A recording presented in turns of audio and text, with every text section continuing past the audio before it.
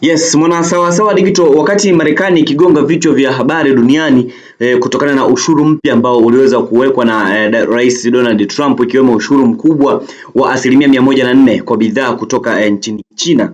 Mchambuzi maarufu wa mambo ya kiteknolojia nchini Marekani, Dan Evis, amesema kwamba iwapo simu ya iPhone zitaanza kutengenezwa nchini Marekani kutokana na vikwazo vipya vya ushuru, basi gharama ya simu inaweza kupanda na kufikia dola 3,500 bana. Dola 3,500 kama nchi zingine zitaweza kushindwa kuingiza bidhaa zake kutokana na ushuru kama hivyo. Marekani ikianza kutengeneza simu zake yenyewe aina ya iPhone itakuwa ni dola 3,000 ambazo ni sawa na shilingi milioni 9 takriban za Kitanzania, kwa sababu mojawapo ni gharama za uzalishaji kuwa mkubwa. Kwa hiyo kama Marekani wataanza kutengeneza wao simu, so iPhone itauzwa kwa gharama ya shilingi milioni 9. Bana wewe, sasa unatumia simu milioni 9 na bado haujajenga.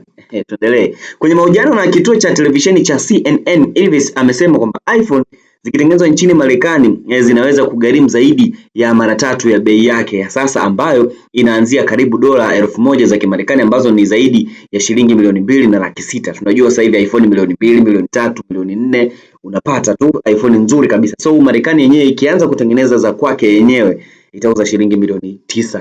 Tangu kuapishwa kwa Rais Trump mwishoni mwa Januari 2025, hisa za kampuni ya Apple zimepoteza karibu 25% ya thamani yake kutokana na wasiwasi juu ya athari za ushuru kwenye mnyororo wake wa usambazaji ambao unazitegemea sana nchi za China na Taiwan, ambapo rekodi zinaonyesha kuwa 90% ya bidhaa zote za kampuni ya Apple duniani zikiwemo simu za iPhone huzalishwa nchini China, ambako kampuni hiyo ilizifanya uwekezaji mkubwa ndani ya miaka 25 ambayo imekwisha kupita sasa. Lakini Apple pia haijatangaza chochote kuhusu kuanza kutengeneza simu zake nchini Marekani, lakini tayari imeweka wazi mpango wake wa kuhamisha shughuli zake za utengenezaji vifaa vya simu nchini India na kuachana na China.